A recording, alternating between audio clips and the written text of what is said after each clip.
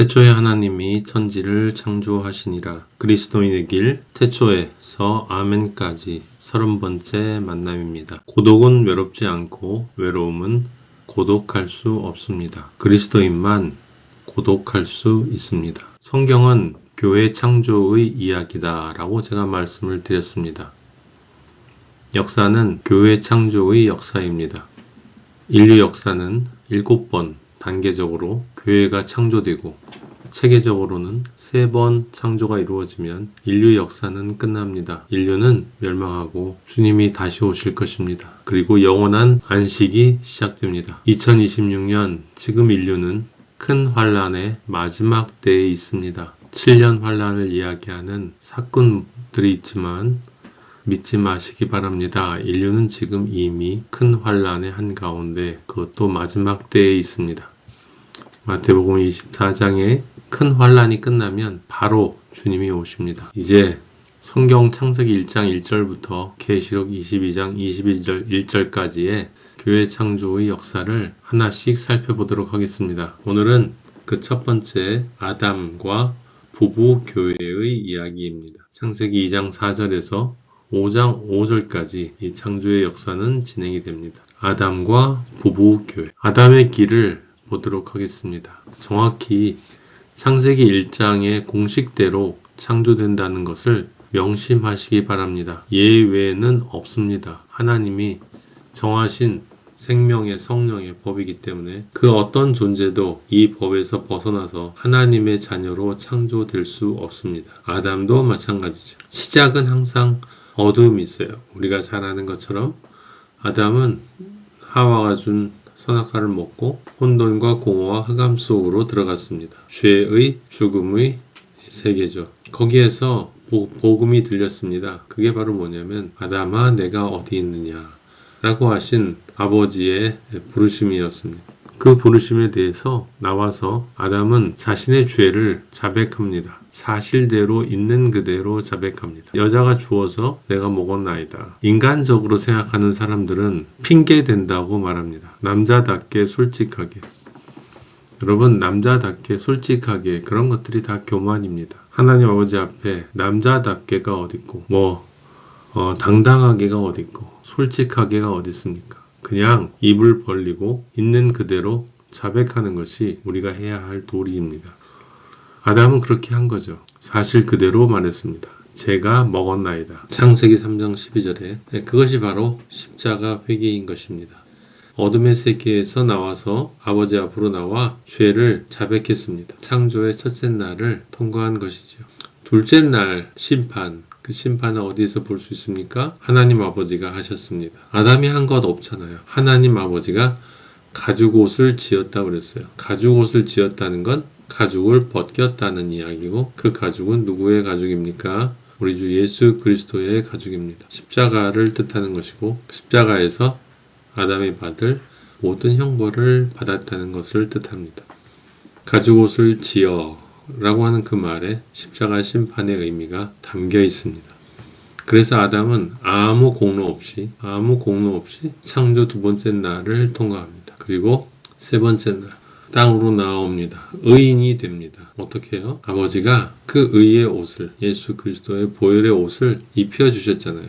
여호와 하나님이 아담과 그의 아내를 위하여 가죽옷을 지어 입히시니라. 그렇게 해서 아담은 의인이 되었습니다. 아담과 함께 아담 안에서 하와도 의인이 된 것이죠. 그렇게 해서 창조 3일이 지나간 것입니다. 첫째 날 회개는 우리가 하지만 둘째 날, 셋째 날 죽고 부활하는 그것은 우리가 할 수 있는 일이 아닙니다. 할 수 없음에도 우리가 믿음으로 그것을 받아들일 때 그리스도와 함께 믿음으로 십자가에 못 박힐 때 함께 죽고 함께 부활하여 땅이 되는 것이죠. 그때 하나님 아버지가 아들이라고 인정해 주시는 것입니다. 그러면 아담에게서 하나님 아버지가 아들이라고 인정해 주는 것은 어디에 나타나고 있을까요? 3장 22절에 나타납니다. 그가 선악을 아는 일에 우리 중 하나같이 되었다라고 나와 있죠. 인간적으로 생각하는 사람들은 아담이 선악과를 먹어서 선악을 판단하게 됐으니 또 잘못해서 또 먹을지도 모른다라는 그 두려움 때문에 하나님 아버지가 쫓아내셨다라는 식으로 이야기를 하는데, 그거는 말씀을 영적으로 보지 못하기 때문에 그렇습니다. 여러분, 아담이 선악을 아는 일에 우리 중 하나같이 되었다. 만약에 하나님과 같이 선악을 아는 거라면 그러면 신이 된 거죠. 그런데 실제 그렇습니까? 아니요. 인간이 분별하는 선악은 어리석음일 뿐입니다. 다 자기중심적인, 나밖에 모르는 이기적인 선악이죠. 하나님 아버지가 지금 그 말씀을 하시는 것이겠습니까? 그렇지 않습니다. 선악을 아는 일에 우리와 같이 되었다라고 하는 것은 하나님 아버지가 아담을 아들로 예수 그리스도의 형제로 인정을 해주었다는 뜻입니다. 그게 무엇을 뜻합니까? 성령이 우리 안에 임재하면 우리는 성령의 인도하심을 따라서 선악을 분별할 수 있습니다. 이해가 되십니까? 아담이 선악과를 먹고 신처럼 선악을 분별하게 됐다라는 무슨 그리스 신화에 나오는 그런 이야기가 아니라 아담이 죄를 고백하고 예수 그리스도의 십자가 보혈로 의로워졌기 때문에 이제 하나님 아버지가 아담과 함께 하신다는 것을 뜻하는 거예요. 성령이, 그리스도 이후에는 성령이 우리 안에 들어오시잖아요. 아담에게는 하나님이 동행하신다는 것이고 하나님이 인도하신다는 거죠. 그렇게 하기 때문에 아담이 하나님의 뜻에 따라서 행동을 하게 되는 것이고 하나님의 뜻에 따라서 행동을 하면 당연히 선악을 아는 일에 하나님 아버지와 아들 예수 그리스도와 성령님처럼 진리로 선악을 분별할 수 있다라고 하는 것입니다. 여호와를 경외하는 존재가 됐다는 거예요. 그것이 지혜의 근본이니까 여호와를 경외하는 존재가 되었다. 그게 바로 우리 중 하나가 되었다라는 이야기의 진의입니다. 하나님 아버지가 아담을 십자가 아들로 인정해 주었다는 뜻이에요. 얼마나 말씀이 깊습니까? 그렇게 인간적인 소설 같은 그리스 신화 같은 이야기가 아니라는 말이에요. 성경은. 그리고 말씀하시죠. 그가 그의 손을 들어 생명나무 열매도 따먹고 영생할까 하노라 하시고, 이 말씀은 무슨 뜻이겠어요? 지금 생명나무 열매를 따먹고 영생해서는 안 되고 창조의 길을 가야 한다는 걸 뜻하는 거예요. 먼저 영생하기 전에 창조의 길을 가서 아들로서 창조가 완성되어져야 한다. 그리스도의 형제로 완성되어져야 한다라고 하는 걸 뜻하는 거예요. 그래서 하나님 아버지가 아담을 에덴 동산에서 쫓아내시잖아요. 많은 분들이 이것을 오해해서 거기 있으면 그거 먹을까봐.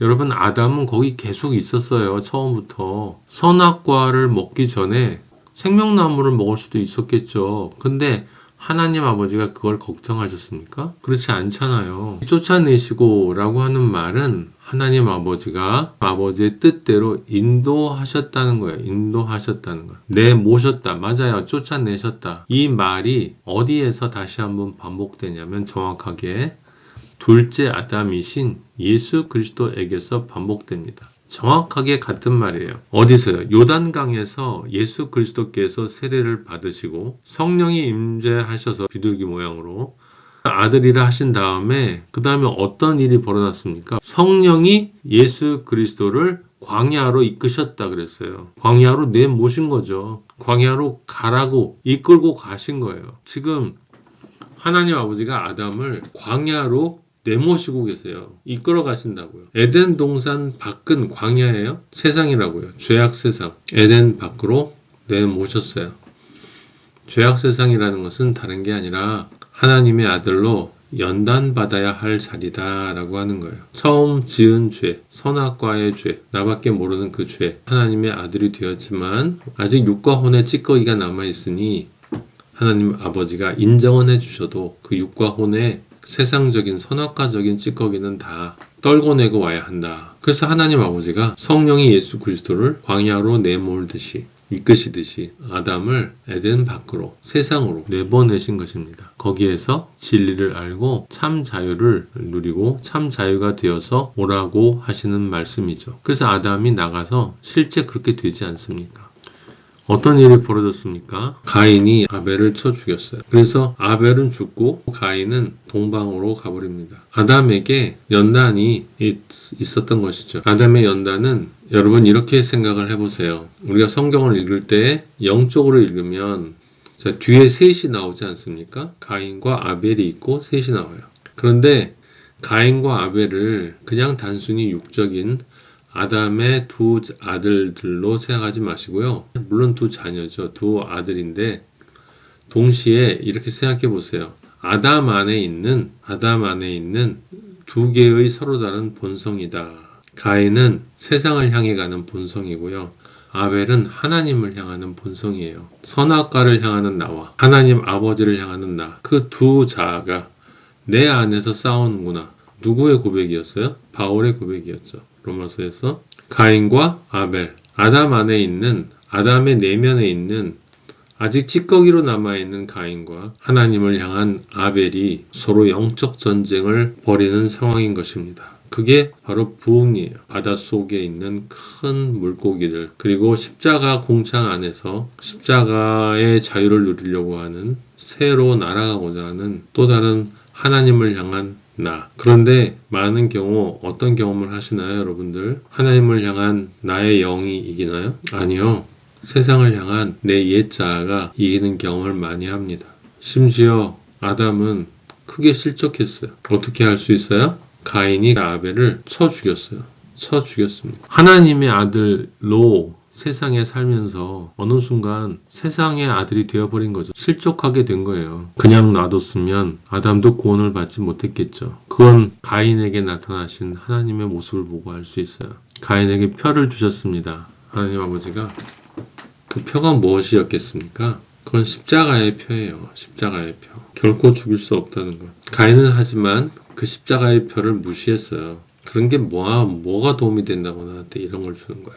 그리고 동방으로 갔잖아요. 동쪽이에요. 죄의 세상은 항상 동쪽. 그리고 가서 또 성을 쌓았어요. 예, 죄의 세상에 가면 인간은 항상 자기의 성을 쌓습니다. 그리고 거기에서 자식을 낳고 문명을 세웠습니다. 우리가 아는 4대 문명이 다 거기에서 나왔다. 여러분 생각하시면 돼요. 아벨은 죽고 그렇지만 실패한 것이 아니죠. 왜요? 결국은 가인을 내보냈습니다. 가인이 동방으로 떠났다는 건 아담이 자기 자신에게서 그 가인을 죄의 속성을 온전히 떠나보냈다는 것을 뜻합니다. 영적 전쟁에서 승리했다는 것을 뜻하죠. 40의 시간을 경험하고 부흥했다는 걸 뜻하는 거예요. 여러분, 가인이 여호와 앞을 떠나서 에덴 동쪽 놋 땅에, 놋은 심판을 뜻하는 거예요. 여러분, 죄의 세상 심판을 받을 그러한 곳에 거주하는 거죠. 그쪽으로 떠나보내는 거예요.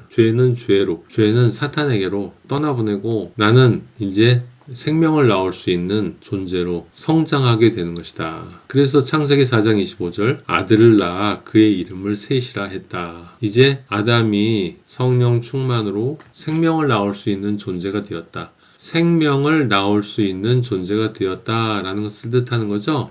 아담이요. 그래서 당연히 어떻게 돼요? 셋을 낳은 후에 계속 낳습니다. 그죠? 아담이 셋을 낳은 후 800년을 지내며 자녀들을 낳았으며 그는 930세를 살고 죽었더라. 여기 지금 창세기 5장 4절 5절의 이 말씀은 창조의 6번째 날 사람으로 온전히 창조가 되는 십자가 승리의 단계를 의미하는 것입니다. 보세요. 셋을 낳은 후 이제 생명을 낳을 수 있는 존재가 된 후에 즉 승리의 존재가 된 후에 바꿔 말하면 부흥이 끝난 후에 800년을 지내며 승리의 시간을 지내며 생명을 낳았어요. 생명을 낳은 거예요. 그리고 930세를 살고 죽었더라가 뭘 의미하는 겁니까? 바로 이게 안식을 뜻하는 거예요. 잠정적인 안식. 그죠? 언제까지요? 새 예루살렘. 주님이 재림하시기 전까지 아담은 이때부터 지금까지 안식하고 있는 것입니다. 시간이 아니에요, 여러분. BC 4000년 전에 아담이 태어났으면 지금 한 6000년인데 6000년 동안 혹시 심심하지 않을까? 그게 이제 인간적이고 세상적인 사탄이 주는 마음이죠. 빛 안에 있으면 순간이 영원이고 영원이 순간인 것입니다. 진짜 기쁨은 상대적인 기쁨이 아니에요. 절대 기쁨은 상대적인 기쁨이 아닙니다. 여러분 우리가 정말 하나님 안에 나중에 새 예루살렘에 들어가면 어떤 철학자나 사상가가 얘기하듯이 그런 상대적인 기쁨을 누리는 게 아니고요. 완전한 기쁨 가운데 있는 거예요. 거기에 어떤 지루함이 있겠습니까? 어떤 실증이 있겠습니까? 감가상각 그런 거 없어요. 그래서 우리 믿음의 선진들이 모두 그 새 예루살렘을 바랬던 것입니다. 저도 그것을 바라고 주님 품에 안기면 영원한 안식이지 않습니까? 세상도 없고 나도 없고 구속한 주만 보인다. 얼마나 아름다운 신앙 고백입니까?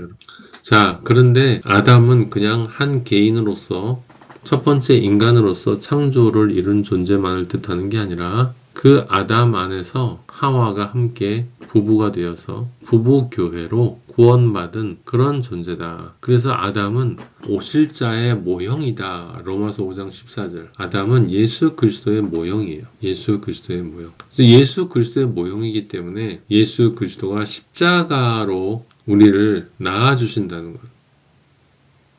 창세기 2장 22절. 아담에게서 취하신 그 갈빗대로 여자를 만드시고 아담에게로 이끌어 오시니까 뼈 중에 뼈요 살 중에 살이라고 그러죠. 하나님, 우리 주 예수 그리스도가 십자가로 우리를 낳아주셨기 때문에 우리를 그렇게 사랑하시는 것입니다. 우리를 그렇게 사랑하셔서, 사랑할 이유가 뭐가 있어요? 여러분, 사랑할 이유가 있으면 사랑이 아니라니까요. 그건 좋아하는 거죠. 그래서 우리 주님이 우리의 모든 것을 참고 견뎌주시는 것입니다. 그리고 창세기 3장 6절에 보면 하와가 열매를 따먹고 자기와 함께 있는 남편에게도 주매 그도 먹은지라 라고 그냥 써 있어요. 아담이 바보같이 그냥 받아먹었다 라고 사람들은 생각하는데 여러분 2장에서 하나님 아버지가 아담에게 이야기하지 않습니까? 먹지 말라고, 먹으면 죽는다고. 아담은 그 열매를 먹으면 죽는다는 것을 알고 있었습니다. 하와에게도 이야기했겠죠. 말을 듣지 않고 결국은 먹었어요. 그리고 그걸 자기한테 가지고 왔어요. 아담이 어떻게 했습니까? 보통 같으면 혼내거나 너 먹어 난 안 먹어 이랬거나 근데 아무 말 없이 받아 먹었어요. 이 부분에 저는 굉장히 많은 은혜를 받았습니다. 여러분 우리 주 예수 그리스도는 우리의 죄를 그냥 전가 받으셨어요. 그냥 도수장에 끌려가는 어린 양처럼 아무 말 하지 않고 내가 왜 먹어? 나는 죄 없어. 네가 죄 지었잖아. 네가 먹었잖아. 너나 먹어. 단 한마디도 주님은 하지 않으셨어요. 그냥 우리의 죄를 받아들여 주셨습니다. 십자가 위에서 인류의 모든 죄가 주님에게로 수렴되었어요. 그래서 아담이 오실자의 모형이라고 하는 거예요. 또 로마서 5장 19절에 이렇게 쓰여 있습니다. 한 사람이 순종하지 아니함으로 많은 사람이 죄인 된 것 같이 한 사람의 순종하심으로 많은 사람이 의인이 되리라. 원죄를 이야기하는 사람들이 잘 인용하는 구절이 로마서 5장 19절이에요. 고린도전서 15장 22절도 마찬가지죠. 거긴 좀 더 절대적인 표현이 나와 있는데 아담 안에서 모든 사람이 죽은 것 같이 그리스도 안에서 모든 사람이 삶을 얻으리라. 아담이 예수 그리스도의 모형인 건 맞아요. 모형이 맞아요. 그렇기 때문에 얼핏 생각하면 아담 때문에 모든 사람이 죽은 것처럼 예수 그리스도 때문에 모든 사람이 생명을 얻었다. 이렇게 생각할 수 있겠죠. 근데 여러분 정확히 알고 계세요. 잊지 마시고 예수 그리스도께서 십자가의 죽으심으로 모든 사람이 생명을 얻었습니까? 예외 없이 인류 전체가? 여러분 생각해 보세요. 정말 예수 그리스도가 십자가에서 돌아가심으로 모든 사람의 죄가 사해졌습니까? 아니요. 전혀 그렇지 않아요. 믿는 자만 믿고 그리스도가 가신 길을 따라가는 그래서 그렇게 믿음이라는 믿음 안에서 하나님의 자녀로 창조된 사람만 구원을 얻는 거예요. 그러면 그리스도는 무조건 모든 사람을 그가 어떤 죄를 지었건 그냥 생명을 주는 그런 로또가 아니에요. 그리스도는 길이시라고요. 내가 길이요. 길이다. 내가 길이다. 구원의 길인 거예요. 창조의 길이신 거죠. 주님이. 그럼 아담은 뭐예요? 아담은 멸망의 길이 됐던 거죠. 그러니까 어떤 의미에서 그러냐면 아담의 모든 삶이 아니라 아담이 선악과를 먹은 그 부분만 그런 거예요. 아담이 실제 선악과를 먹고 그렇게 하나님으로부터 떨어져서 하나님에게서 나무 뒤로 숨어 있는 그 존재로 남아있으면 모든 사람이 그 길을 따라가면 아담처럼 그 선악과의 길을 따라가면 죽는 거죠. 아담도 죽었었잖아요. 하나님이 오셔서 불러주시지 않았다면 아담도 죽었죠. 아담은 아담의 길을 의미하는 거고요. 그리스도는 그리스도의 길을 의미하는 거예요. 하나는 죽음의 길, 하나는 생명의 길. 아시겠습니까? 창세기 3장 20절. 아담이 그의 아내의 이름을 하와라 불렀으니 그는 모든 산자의 어머니가 됩니다. 여기서부터 하와로부터 이제 생명이 시작되기 때문에 그렇습니다. 누굴 통해서 가능해진 거예요? 예수 그리스도의 십자가의 은혜를 통해서 가능해진 거예요. 그래서 아담이 산자의 어머니라고 불러주는 것입니다.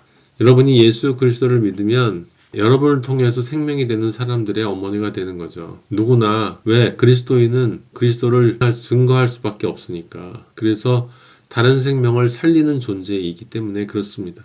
다른 생명을 살리는 존재이기 때문에 산자의 어머니가 되는 거예요. 그런데 예수님을 믿는다고 하면서, 실제 예수님을 믿는다고 하면서 한 사람도 살리지 못한다. 산자의 어머니가 되지 못한다. 그럼 그것은 무엇을 뜻하는 것입니까? 그건 예수 그리스도로부터 하와라고 인정받지 못하는 거죠. 하와라고 인정받지 못한다는 것은 그리스도의 십자가를 통해서 생명을 얻은 존재가 아니다라는 거예요. 가짜라는 거죠. 가짜. 예수 그리스도가 남자가 부모를 떠나 하나님 아버지를 떠나 우리와 합하여서 우리와 한 몸을 이루어 주셨습니다. 창세기 2장 24절. 이미 호세아서에서 하나님 아버지는 말씀하셨습니다. 내가 너에게 장가들어 영원히 산다. 공의와 정의와 은총과 긍휼이 여김으로 너에게 장가들며 진실함으로 너에게 장가들리니 네가 여호와를 알리라. 호세아 2장 19절에서 20절. 계시록 21장 9절에 그것이 궁극적으로 이루어집니다. 이리 오라. 내가 신부 곧 어린 양의 아내를 너에게 보이리라. 어린 양의 아내가 누구입니까?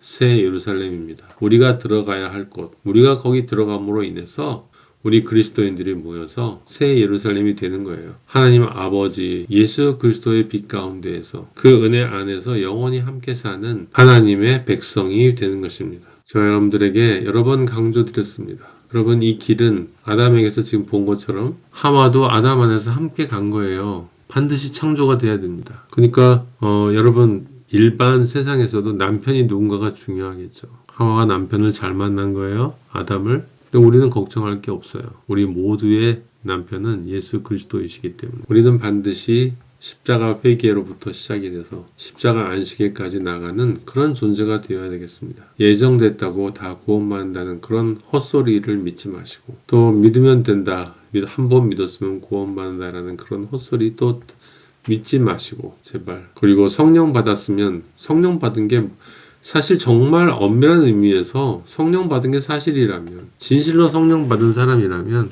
도중에 대마처럼 떠나갔을까 해요. 그래서 성령의 은사와 성령의 열매가 다른 거죠. 성령의 열매는 부흥이 끝나야만 나올 수 있는 거예요. 물론 부흥 가운데에서도 조금씩 열매를 맺히지만 온전한 성령의 열매를 맺을 수가 없는 거죠. 그래서 우리는 무엇을 할 수 있는 게 아니에요. 늘 우리 자신이 아니다라는 것을 깨닫고 회개를 함으로써 점점 창조되어져 가는 거죠.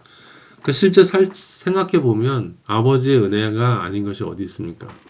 어떤 CCM 보면 모든 것이 은혜다라고 하는데, 물론 맞죠. 먹고 사는 거, 세상에서 평생 살아온 거 다 은혜죠. 그걸 다 은혜로 생각한다라는 건 참 좋은 일이에요. 여러분, 그러나 우리가 진짜 감사해야 될 은혜는 여러분과 제가 어떤 방식으로 세상을 살든 그것과 관계없이 하나님 아버지가 빛으로 오셔서 우리를 빛으로 만들어 주시고 십자가 회개를 하게끔 해주시고 그 회개로부터 십자가 안식까지 우리를 이끌어 주시는 하나님 아버지시라는 거. 심판, 부활, 아들, 부흥, 승리, 모든 것이 은혜다. 모든 것이 은혜라는 말은 진리를 알 때 진리로 쓸 수 있는 용어입니다. 여러분, 정말 여러분은 십자가 안식을 소망하십니까? 지금 세상은 끝자락에 와 있단 말이에요.